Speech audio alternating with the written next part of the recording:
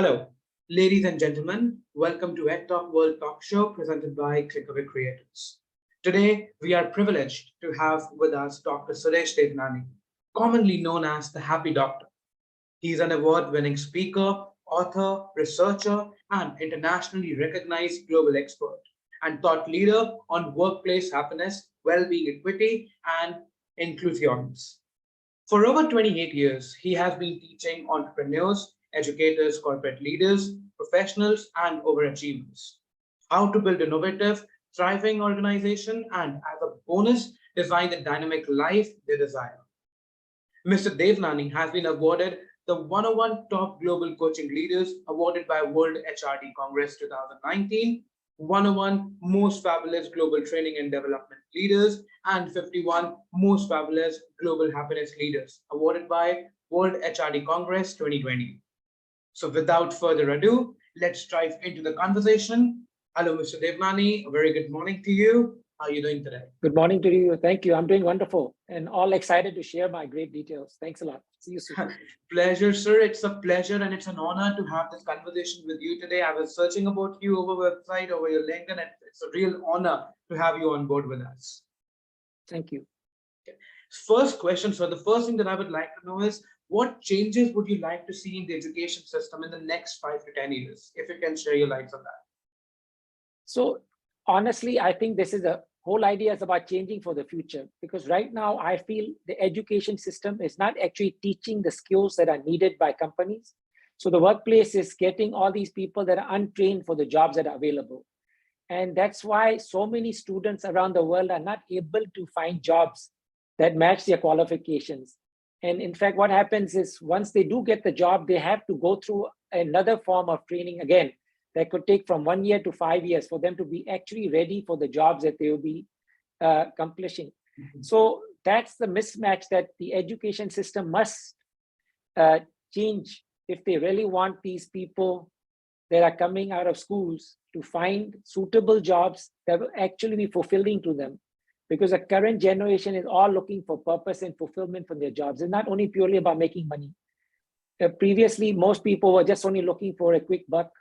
But today's generation is looking for meaning out of work. So if they were better qualified, they could find more suitable jobs that fit their personalities as well. And that's what's very important. And I have gone around companies, I've gone to schools, I've even shared my thoughts on this and hoping to see some real change take place, because it takes a lot of time, because new books have to be printed. And in fact, I don't believe books should be used for training. In fact, case studies should be used, like how they do it in MBA programs, where actual case studies are used to learn from. So those skills are acquired versus just learning about basic stuff, which was written maybe 20, 30, 40 years ago. Okay, it's great to have foundation, but you don't need to only focus on foundation. That's the thing. So, and what companies are seeking right now are people who are adaptable. So no longer fixated on one kind of occupation or one kind of task. So agility is very, very important. And that's why the schools must prepare agile individuals who can adapt to even different environments in the future, because AI is coming along and we know we have to change and be resilient enough to change so we could actually take up these new jobs in the future as well. So true, sir. So true. Thank you so much for sharing your honest thoughts on this. One more thing that I would really like to know is what do you think that are the biggest challenges facing education today? And if you can also share that how we can address them. The biggest challenges facing education today is schools are no longer teaching people. They're just throwing ideas at them and pushing them to learn on their own. But what we need today are professors who inspire the future generation. They should be actual role models where they are doing the things that these students plan to do in the future. No longer a teacher should be just a teacher, but he should be somebody who's coming from that occupation or that profession, or somebody who's skilled in that skill sets to come and inspire and motivate the students. And that is the biggest challenge right now. And I agree also, there's a huge shortage of talent out there for especially the education field, because teachers are not being paid the acquired salaries that, if you want them to come and teach, because it's so much easier to be in the private sector and making money versus coming and teach. So we have to go back and seek our teachers as true gurus who can share the wisdom.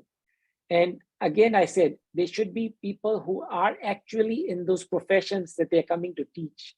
That's the biggest challenge, because a lot of teachers are just teaching from books, and books can only guide you so far. But we want people who can bring in real life challenges into the classroom, where we could, as a team, learn to solve at the end of the day, because it is no longer answering the questions, it's more like solving the problems. And that's what is the biggest challenge right now.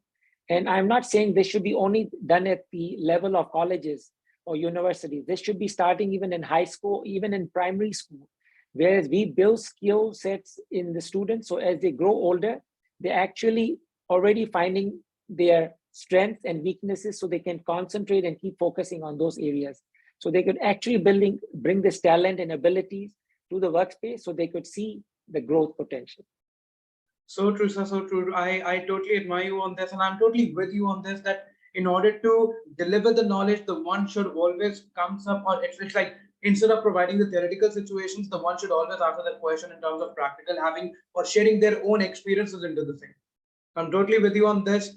Thank you so much, Mr. Devnani, for sharing your valuable insights with us. That was a great coming from you. It's a real pleasure again, sir. We look forward to reconnecting with you in future to discuss other trending topics that we have in the international education fraternity. So thank you so much, Mr. Devnani, for joining our call today. Thank you. A great pleasure. And I hope everybody could be inspired to change. Thanks a lot. Thank you, sir. In the conclusion, to our viewers, if you really enjoyed this interview, please show your support by liking, sharing, and subscribing to Clickaway Creators YouTube channel.